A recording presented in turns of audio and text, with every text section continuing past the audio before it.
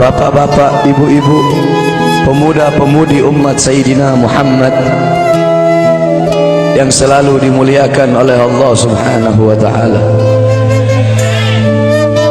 Alhamdulillah, segala puji dan syukur kembali ke hadirat Allah Subhanahu wa ta'ala. Dialah Allah Subhanahu wa ta'ala, Tuhan seru sekalian alam. Dialah Allah, Raja yang menguasai segala kekuasaan. Dialah Allah Subhanahu wa ta'ala yang maha besar dari segala sesuatu yang besar. Yang besar selain Allah kecil. Dialah Allah Subhanahu wa ta'ala yang maha kaya dari segala sesuatu yang kaya. Yang kaya selain Allah miskin. Dialah Allah Subhanahu wa ta'ala, Raja di atas para raja. Yang raja selain Allah budak. Dialah Allah Subhanahu wa ta'ala yang maha perkasa, yang maha kuat. Yang perkasa selain Allah, yang kuat selain Allah lemah. Dialah Allah Subhanahu wa ta'ala yang maha hidup. Yang hidup selain Allah pasti akan mati. Yang ada selain Allah pasti akan tiada. Yang wujud selain Allah pasti akan binasa. Sedangkan hidupnya Allah, adanya Allah, wujudnya Allah selama-lamanya kekal abadi, tidak akan pernah musnah dan tidak akan pernah binasa. Dialah Allah yang dimana kedekatan hamba dengannya tidak akan membuat hamba itu setara dengannya. Jauhnya hamba darinya tidak akan membuat dinding penghalang antara hamba dengannya.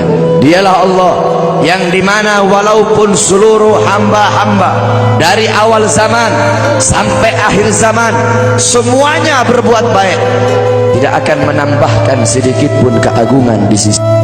Dan dialah Allah yang dimana walaupun seluruh hamba-hamba dari awal zaman sampai akhir zaman semuanya berbuat dosa, tidak akan mengurangi sedikit pun keagungan di sisinya. Dan dialah Allah yang dimana pada malam hari yang mulia ini, di tempat yang penuh dengan barokah ini, Allah Subhanahu wa ta'ala sedang memandang kita semua yang duduk di tempat ini. Allah pandang dengan pandangan rahmat, Allah pandang dengan pandangan kasih sayang, Allah pandang dengan pandangan maghfirah, Allah pandang dengan pandangan pengampunan. Kenapa saudara-saudara? Karena kita mendapatkan keberkahan dan kemuliaan dari baginda agung Nabi besar Muhammad sallallahu alaihi wasallam. Allah Subhanahu wa ta'ala mengampuni dosa-dosamu yang telah lalu, mulai dari langkahan kaki kalian dari rumah kalian menuju ke tempat ini. Dari tempat ini kalian pulang menuju ke rumah, di situ Allah ampuni dosa-dosa yang akan datang. Kenapa? Karena duduknya kita di sini mendapatkan barokah dari para ulama. Duduknya kita di sini mendapatkan barokah dari orang-orang saleh. Kita duduk di sini berkumpul bersama para kiai, berkumpul bersama para ustaz, berkumpul bersama orang-orang saleh. Qala Rasul sallallahu alaihi wasallam, man zara aliman fa ka'annama zarani, man safa aliman fa ka'annama safahani, man jalasa aliman fa ka'annama jalasani fid dunya, faman jalasani fid dunya ajlastuhu ma'i yaumal qiyamah. Berkata Rasulullah sallallahu alaihi wasallam, siapa orang yang mendatangi ulama, mendatangi kiai, mendatangi ustaz, mendatangi guru-guru agama, sama seperti kalian mendatangiku, kata Rasul. Siapa orang yang musafahah, mencium tangan ulama, mencium tangan kiai, mencium tangan guru-guru agama, sama seperti kalian mencium tanganku. Dan siapa orang yang di dunia duduk berkumpul bersama ulama, duduk berkumpul bersama orang-orang soleh, duduk berkumpul bersama para kiai, sama seperti kalian duduk denganku di dunia. Dan siapa orang yang duduk denganku di dunia, kelak di yaumil qiyamah akan aku dudukkan dia bersamaku. Orang-orang yang beruntung di akhirat, orang-orang yang berbahagia di akhirat, bukanlah orang-orang yang hanya datang sekedar bawa pahala salat, yang hanya datang sekedar bawa pahala zakat, yang hanya datang sekedar bawa pahala haji. Akan tetapi orang-orang yang beruntung di akhirat, orang-orang yang kedua matanya dihalalkan oleh Allah untuk memandang wajah indah baginda Sayyidina Muhammad. Saudara-saudara, kelak di akhirat, kalau kedua mata kita tidak bisa memandang wajah Nabi, kalau kedua mata kita Allah haramkan untuk memandang wajahnya Nabi, kita menjadi orang-orang yang celaka, kita menjadi orang-orang yang rugi kalau nanti tidak bisa memandang wajahnya Nabi Muhammad. Para sahabat-sahabat yang mulia, beliau ingin masuk surga. Tujuannya itu bukan istana yang temboknya terbuat dari emas putih, bukan istana yang tanahnya terbuat dari kasturi, bukan bidadari-bidadari, bukan telaga Al-Kautsar, bukan telaga Al-Haud. Tujuan para sahabat masuk surga, tujuan para sahabat masuk surga satu, berkumpul dengan Nabi Muhammad SAW. Andaikan di surga tidak ada Nabi, para sahabat tidak ingin masuk surga. Saudara-saudara, Sayyidina Ja'far bin Abi Thalib, Ja'far At-Tuyur yang berterbangan di surga.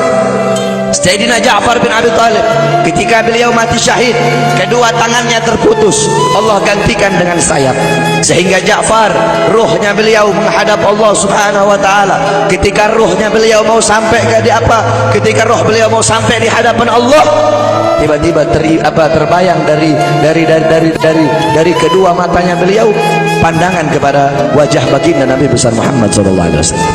Terbayang akan wajah Nabi Muhammad, sehingga beliau bermohon kepada Allah, ya Allah, izinkan aku kembali ke dunia untuk memandang wajah indah baginda Nabi besar Muhammad sallallahu alaihi wasallam. Sayyidina Abu Bakar As-Siddiq radhiyallahu anhu, ketika beliau sedang berkumpul bersama Nabi Muhammad berkata, wahai Abu Bakar, apakah engkau sudah makan? Kata Sayyidina Abu Bakar, aku belum makan ya Rasulullah. Pulanglah engkau pergi makan dulu. Pulang Sayyidina Abu Bakar As-Siddiq. Ketika Sayyidina Abu Bakar As-Siddiq pulang, tidak lama kemudian datang lagi. Kata Rasul, wahai Abu Bakar, aku tidak pernah melihat orang makan secepat itu. Kok cepat banget engkau makan?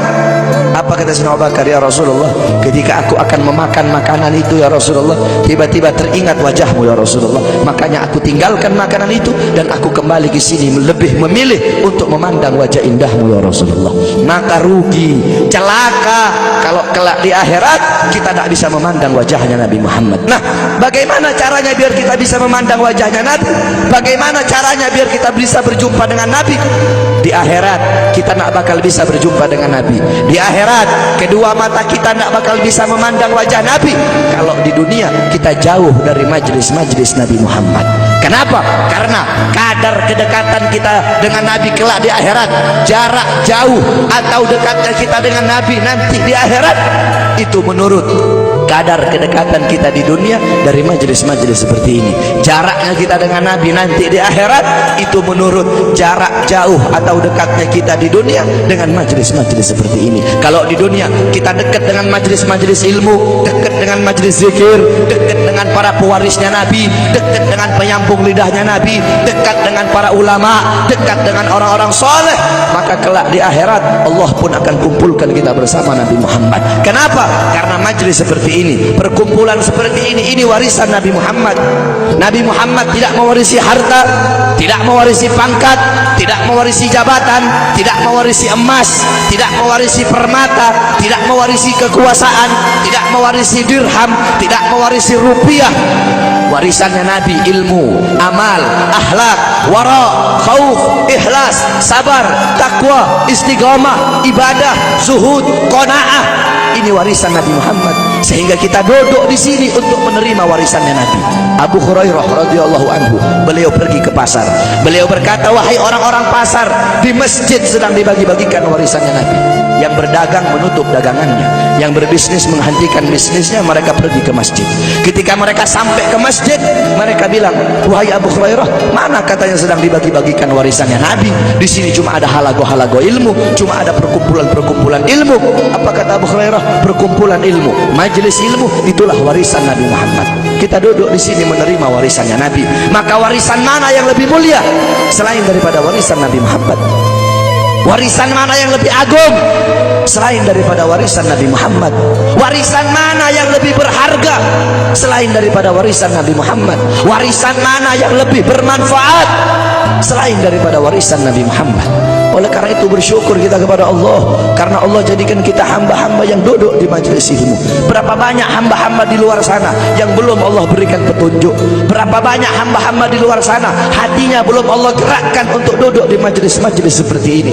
Qala Rasul, ad-dunya mal'un, mal'unu ma fiha illa dzikrullah wa ma wala wa aliman aw muta'alliman. Dunia ini terkutuk, dunia ini hina, dunia ini bejat, dunia ini biadab, wa ma fiha, dan hal-hal yang ada di dalamnya illa dzikrullah, kecuali orang-orang yang mengingat Allah, orang-orang yang berzikir kepada Allah, yang hatinya berhubungan dengan Allah, yang hatinya bersambung kepada Allah, yang hatinya mencintai Allah, yang hatinya takut kepada Allah, yang mengalir akan air matanya karena takut kepada Allah, yang lidahnya basah dengan Al-Quran, dengan zikir, dengan tahlil, dengan tahmid, dengan tasbih, dengan takbir, dengan tamjid, dengan sholawat. Orang-orang yang taat kepada Allah, yang patuh kepada Allah, yang tunduk kepada Allah, yang bertakwa kepada Allah, yang menghambakan dirinya kepada Allah, orang-orang yang tidak menyembah selain Allah, orang-orang yang lupa kepada selain Allah, orang-orang yang di saat hamba-hamba yang lain sedang terlelap dalam tidurnya, mereka bangun, mereka bersujud, berteguk lutut memohon kepada Allah Subhanahu wa taala.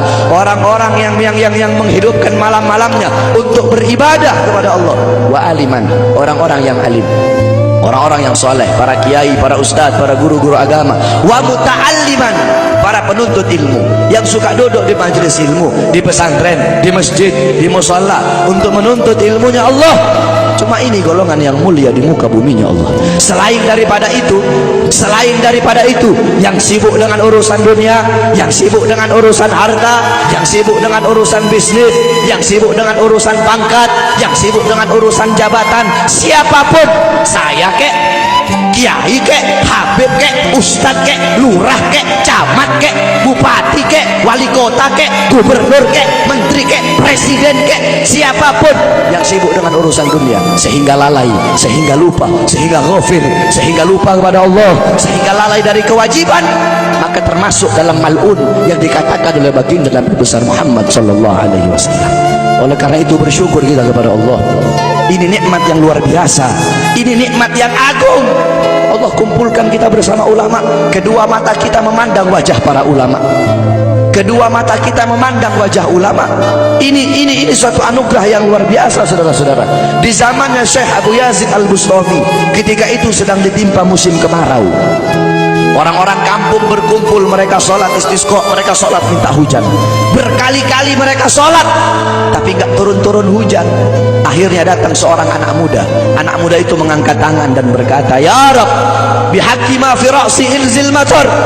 Ya Allah, demi hak yang ada di dalam kepalaku, turunkan hujan. Tiba-tiba turun hujan. Orang-orang kampung menghampiri anak muda tersebut dan berkata, wahai anak muda, kami berkali-kali sholat minta hujan tapi nggak turun-turun hujan. Engkau satu kali kau minta, satu kali kau berdoa kepada Allah dengan membawa hak yang ada dalam kepalamu, Allah terima kau punya doa. Memangnya dalam kepalamu itu ada apa? Anak muda tersebut berkata, di dalam kepalaku ada kedua bola mata, yang dimana kedua bola mata ini pernah aku gunakan untuk memandang wajahnya Syekh Abu Yazid Al-Bustami. Berkat kedua mata, sebab kedua mata yang pernah memandang wajah beliau, sebab kedua mata yang pernah memandang wajah orang soleh, maka aku bawa dua mata ini menghadap Allah dengan harapan agar Allah menerima doaku, dan Allah pun menerima doaku. Itu kedua mata yang memandang wajah orang soleh. Maka bagaimana kalau kita duduk berkumpul bersama ulama? Kata Rasulullah, satu kali pandanganmu engkau memandang orang alim, engkau memandang orang ahli agama, pandanganmu itu lebih mulia, lebih baik, lebih utama daripada engkau menyedekahkan 1000 kuda untuk orang-orang yang berjuang di jalan Allah.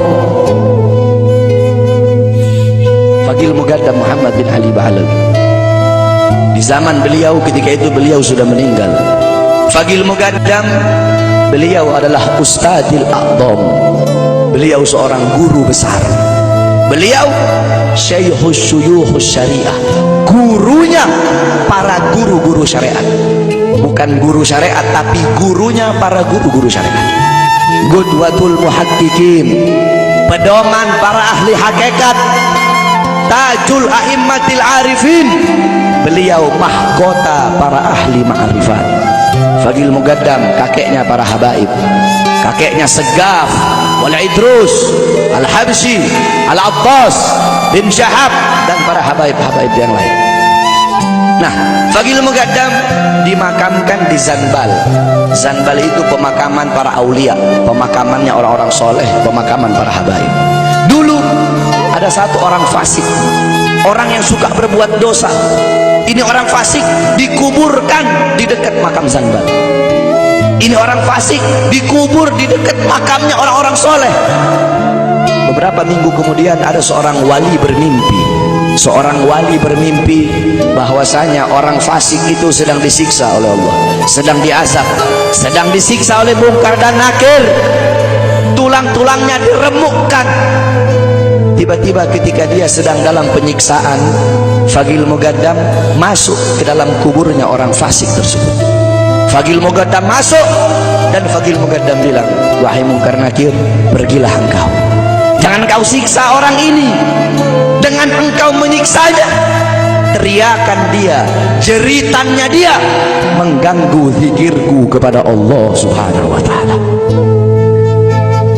Orang fasik tersebut dapat syafaat hanya karena kuburnya dekat dengan makomnya orang soleh.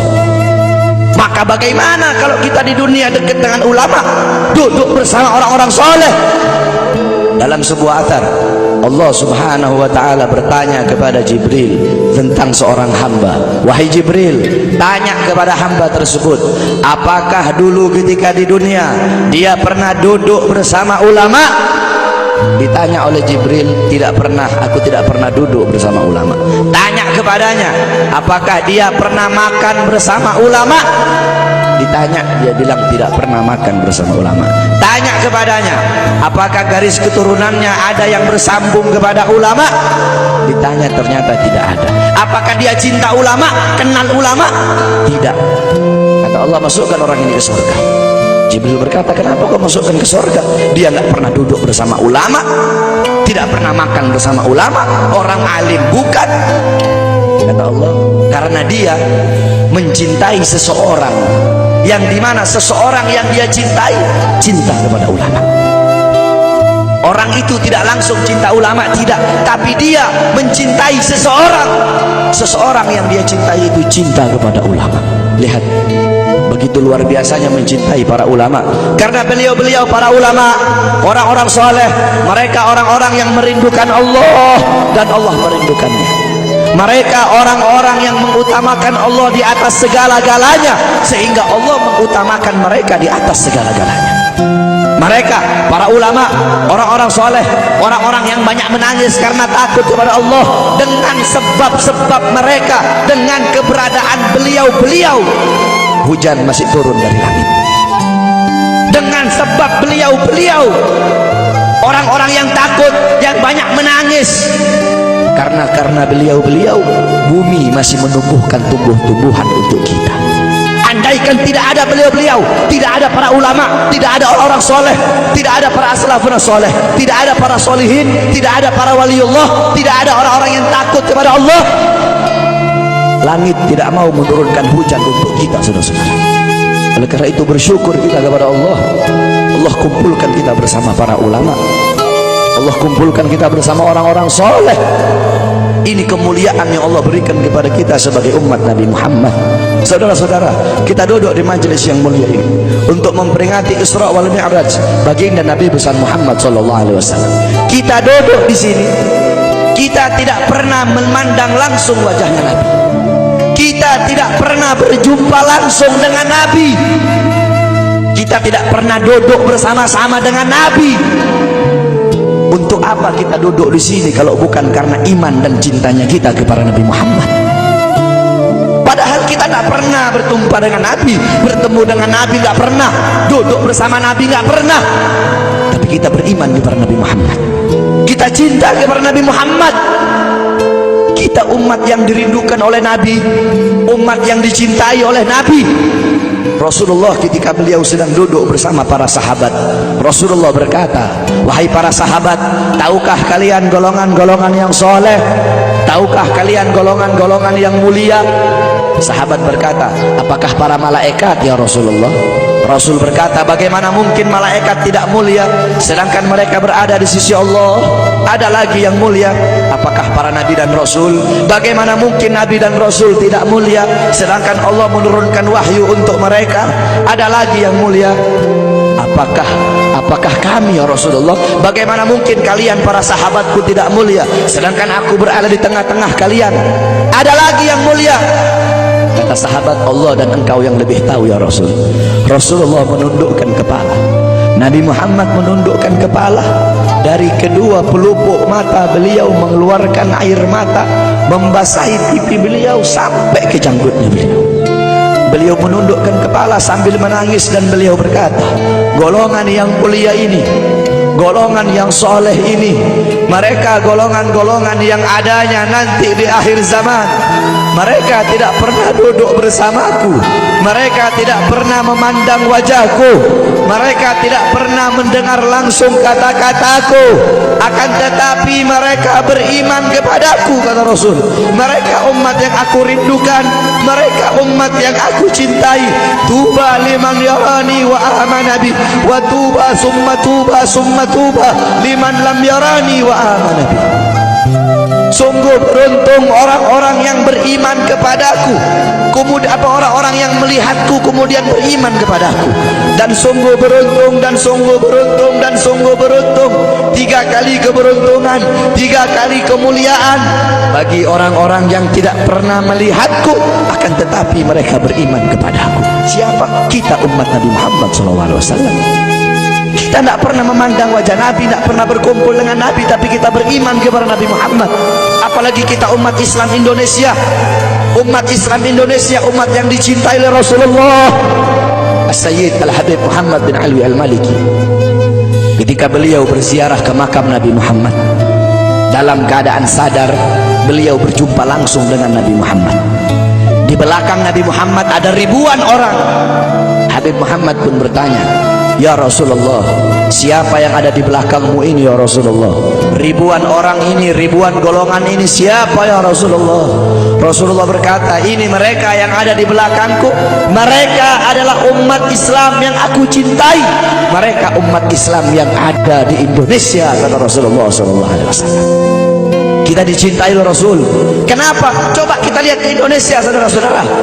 Kalau bulan Maulud, kalau bulan Rabiul Awal, di kampung-kampung, di musola-musola, setiap masjid, setiap langgar, setiap pesantren, setiap RT, setiap RW pasti bikin maulid Nabi Muhammad.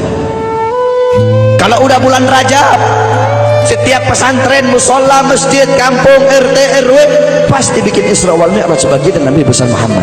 Negara-negara yang lain, tempat-tempat yang lain tidak seperti kita, saudara-saudara. Makanya kita menjadi umat yang dicintai oleh Rasul, umat yang dimuliakan oleh Nabi Muhammad, umat yang dirindukan oleh Nabi Muhammad SAW. Allah berkata dalam Al-Quran, laqad ja'akum rasulun min anfusikum azizun alaihi ma'anittum harisun alaikum bil mu'minina raufur rahim. Hei sekalian umat manusia, yang kaya, yang muda, yang tua, yang muda, yang kaya, yang miskin, mulai pejabat sampai rakyat, ulama sampai umat. Hei sekalian umat manusia, laqad ja'akum, telah sampai kepada kalian, telah datang kepada kalian rasulun, utusan Allah, min anfusikum, dari golongan kalian manusia, azizun alaihi ma'anittum, sungguh berat baginya penderitaan yang kau alami, sungguh berat baginya kesusahan yang kau alami. Sebelum kalian susah, dia lebih dahulu susah. Sebelum kalian menderita, dia lebih dahulu menderita. Sebelum kalian menangis, dia lebih dahulu menangis. Sebelum kalian berdarah, dia lebih dahulu berdarah. Azizun alaihi ma'antum harisun alaikum, dia menjaga kalian, menjaga akidah kalian, keyakinan kalian, tauhid kalian, syariat kalian, sholat kalian, agar kalian tidak menyimpang, agar kalian tidak tersesat, agar kalian tetap berada di jalannya Allah. Bil mu'minina raufur rahim, kepada orang-orang yang beriman beliau sangat cinta, beliau sangat sayang, beliau mencintaimu sebelum engkau mencintainya, beliau merindukanmu sebelum engkau merindukannya. Siapa beliau? Siapa dia? Dia adalah seorang manusia yang mengorbankan jiwanya, mengorbankan nyawanya, mengorbankan darah dan hartanya demi kita sebagai umat. Beliau kepanasan, kedinginan, 3 hari 3 malam makan, mengganjal perutnya dengan sebongkah batu. Perut suci beliau berbunyi. Kelaparan bukan untuk dirinya, kelaparan bukan untuk anak cucunya, kelaparan demi kita sebagai umat. Beliau seorang manusia yang pipinya pernah tertusuk duri sampai tembus ke sebelah demi kita sebagai umat. Beliau seorang manusia yang pernah wajah beliau dilempari kotoran demi kita sebagai umat. Lupakah kalian dengan air mata beliau yang menetes setiap malam demi kalian? Lupakah kalian darah suci beliau yang menetes ketika berada di kota Taif, dilempari batu demi kalian? Ketika beliau pergi ke kota Taif, dahi beliau dilempar batu, darah ke beliau keluar. Ketika darah itu jatuh, ditampung darah beliau, ditampung darahnya. Sahabat berkata, ya Rasul, kenapa kau tampung darahmu ya Rasul? Rasul berkata, andaikan darahku jatuh di atas tanah Taif, penduduk kota Taif akan ditenggelamkan oleh bumi, sedangkan mereka adalah umatku. Luar biasa kasih sayang Nabi kepada kalian. Tetapi kita sebagai umat tidak tahu diri. Kita sebagai umat merusak sunnahnya, kita sebagai umat melanggar ajarannya, kita sebagai umat semakin hari semakin jauh darinya, meninggalkan pakaiannya, meninggalkan ajarannya, meninggalkan sunnahnya, meninggalkan kepribadiannya, meninggalkan akhlaknya, meninggalkan Al-Qur'annya.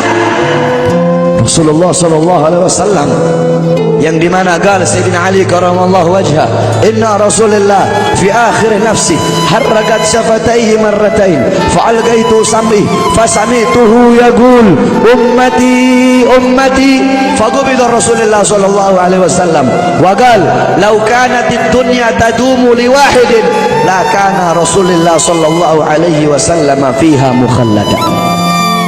Dari Sayyidina Ali karamallahu wajhah, ketika akhir-akhir detik-detik kematiannya Rasulullah, beliau mendengar, beliau melihat dari bibir Rasulullah bergerak dengan 2 kali gerakan. Beliau mendekatkan telinganya, mendekatkan pendengarannya, dan beliau mendengar Rasulullah berkata ummati ummati. Faqubida Rasul, meninggal Rasulullah sallallahu alaihi wasallam. Ketika nyawa Rasulullah akan dicabut, Rasulullah berkata kepada Jibril, wahai Jibril, aku belum puas meninggalkan umat, aku tidak mau meninggalkan mereka dalam keadaan belum diberi jaminan oleh Allah. Wahai Jibril, sampaikan kepada Allah, aku tidak minta jaminan untuk diriku, aku tidak minta jaminan untuk keluargaku, aku minta jaminan untuk umatku. Wahai Jibril, sampaikan kepada Allah. Jibril pun pergi kepada Allah. Jibril pun berkata, ya Allah, kekasihmu Muhammad meminta jaminan untuk umatnya. Allah bilang, wahai Jibril, katakan kepada Muhammad, aku tidak akan menghinakan umat Muhammad. Bashirhu fa innahu awwalu nasin kharijum minal ardi idza bu'isu. Kemudian beliau ditarik lagi nyawa beliau. Beliau berkata, ya Khalil Israel, wahai kekasihku Israel, apakah seperti ini rasa sakit ketika dicabut nyawa? Israel berkata, iya ya Rasulullah, seperti inilah rasa sakit ketika dicabut nyawa ya Rasulullah. Apakah rasa sakit seperti ini juga yang kelak, yang ya Allah, biar aku menanggung sakratul maut seluruh umat. Ya Allah, mereka tidak akan kuat, mereka tidak akan sanggup. Aku nabi mereka, aku pemimpin mereka, biar aku menanggung beban penderitaan sakratul maut mereka. Ya Allah, biar aku menanggung sakratul maut umatku. Ya Allah, di mana kita sebagai umat? Apa yang telah kita lakukan untuk Nabi Muhammad? Nabi berkorban untuk kita di saat detik-detik terakhir nafasnya, tidak memikirkan rasa sakitnya, tidak memikirkan pedihnya, tidak memikirkan beratnya. Beliau memikirkan nasib kita sebagai umat kelak di yaumil qiyamah, ketika para nabi dan para rasul berkata, nafsi nafsi nafsi nafsi, diriku sendiri, jiwaku sendiri, aku urus urusanku sendiri, aku tidak bisa tolong kalian. ketika para nabi dan rasul mereka tidak bisa menolong kita. Rasulullah Muhammad ibn Abdullah, Nabi Muhammad bersujud kepada Allah, Nabi Muhammad bertekuk lutut, beliau bermohon kepada Allah. Beliau berkata, ya Allah, aku tidak minta pengampunan untuk diriku, wala Fatimah wala Hamzah. Aku tidak minta pengampunan untuk Fatimah, aku tidak minta pengampunan untuk Hamzah, aku cuma minta pengampunan untuk umatku ya Allah, untuk umatku ya Allah. Rasulullah tidak meminta pengampunan untuk dirinya, tidak meminta pengampunan untuk anaknya, tidak meminta pengampunan untuk paman bibinya, tidak meminta pengampunan untuk keluarga atau anak cucunya, tetapi beliau meminta pengampunan untuk kalian sebagai umat. Karena begitu cintanya beliau kepada umat, karena begitu sayangnya beliau kepada umat, sampai-sampai beliau berkata, lau yushaku ahadukum bi syaukatin fi rijli la ajidu ala maha fi qalbi. Andaikan kalian, salah satu dari kalian kakinya tertusuk duri, andaikan salah satu dari kita yang duduk di sini kaki kita ada yang terkena duri, pasti kita merasakan sakit. Apa kata Rasul? Maka aku tidak merasakan apa yang kalian rasakan, kecuali yang aku rasakan sampai dalam hati aku rasakan rasa sakit kalian. Lihat bagaimana cintanya Rasul kepada kita. Apa yang sudah kita lakukan untuk Nabi? Sudahkah kita mengorbankan kedua mata kita untuk memandang hal-hal yang disukai oleh Nabi? Sudahkah mengorbankan kedua tangan kita memberi makan golongan-golongan yang dicintai oleh Nabi? Mengorbankan lidah kita untuk mendakwahkan, mensuarakan ajaran syiar Nabi? Sudahkah mengorbankan kedua kaki kita melangkah ke tempat-tempat yang diridhoi oleh Nabi? Kita masih belum bisa balas jasa Nabi, dan tidak akan pernah bisa membalas jasa Nabi Muhammad. Jangankan kita duduk di sini berjam-jam, walaupun kita duduk di sini sampai pagi kita duduk, seumur hidup kita duduk di sini, masih belum bisa membalas jasa Nabi Muhammad. Sekalipun kita merangkak, engkau merangkak dari rumahmu menuju makam Nabi, merangkak bukan dengan kaki, merangkak bukan dengan mata, bukan dengan tangan. Walaupun kalian merangkak dengan kedua mata dari rumah kalian menuju makam Nabi, itu masih belum bisa membalas jasa-jasa Nabi Muhammad SAW. Kita tidak bisa membalas jasa-jasa Nabi Muhammad. Kecintaan kita tidak ada apa-apanya. Apakah kecintaan kita lebih besar daripada kecintaan seorang anak kecil yang ada di zaman Syekh Abdurrahman Ad-Dibai? Di zaman Syekh Abdurrahman Ad-Dibai, pengarang Maulid Diba, ketika beliau ingin berziarah ke makamnya Rasul, ketika beliau ingin ziarah ke makamnya Nabi, ada satu orang anak kecil ingin ikut berziarah. Maka kata rombongan, hai anak kecil, engkau tidak boleh ikut. Ini perjalanan memakan waktu berhari-hari, bisa 4 hari, 5 hari, bahkan sampai 1 minggu. Kau tidak boleh ikut. Pergi anak kecil tersebut. Pergilah rombongan Syekh Abdurrahman Ad-Dibai untuk ziarah ke makamnya Nabi. Tanpa sepengetahuan rombongan, ternyata anak kecil tersebut bergelantungan di bawah kereta kuda Syekh Abdurrahman Ad-Dibai. Anak kecil itu bergelantungan. Dia sampai berhari-hari gak makan, gak minum, gak tidur. Hanya apa? Hanya ingin pergi ziarah ke makam Nabi. Saking cintanya kepada Nabi Muhammad, dia sembunyi-sembunyi bergelantungan di bawah kereta, gak makan, gak minum, gak tidur berhari-hari. Sampai ketika sampai di Madinah, itu anak kecil jatuh. Itu anak kecil terjatuh. Rombongan bilang, bukan kayaknya anak kecil yang waktu itu mau ikut? Berarti sudah berhari-hari dia di bawah kereta ini, dia nggak makan, dia nggak minum, dia nggak tidur. Anak kecil itu berlari, sampai dia terjatuh. Saking bahagianya, dia sudah sampai di Madinah. Dia ambil debu-debu Madinah, pasir Madinah, dia ambil, dia usapin ke mukanya. Saking bahagianya, sampai itu anak mati. Anak kecil tersebut mati membawa kecintaannya kepada Nabi Muhammad. Anak kecil itu mati, gak makan berhari-hari, gak tidur, gak minum, hanya ingin ziarah ke makam Nabi Muhammad. Padahal anak kecil itu tidak pernah memandang Nabi, tidak pernah berkumpul dengan Nabi, tapi kecintaannya luar biasa kepada Rasulullah. Akhirnya anak itu dimakamkan oleh Syekh Abdul Rahman Ad-Dibai di Madinah. Anak kecil itu dimakamkan di Madinah. Nah, setiap tahun Syekh Abdul Rahman Ad-Dibai ziarah ke makamnya Nabi, pasti ziarah ke makam itu anak kecil. Yang anehnya, setiap Syekh Abdul Rahman Ad-Dibai ziarah makam anak kecil tersebut, kubur anak kecil tersebut bergeser dengan sendirinya mendekati makam Nabi Muhammad SAW. Sampai sekarang makam anak kecil itu ada di samping Masjid Nabawi. Saking cintanya anak kecil tersebut kepada Rasulullah SAW. Kecintaannya kita nggak ada apa-apanya.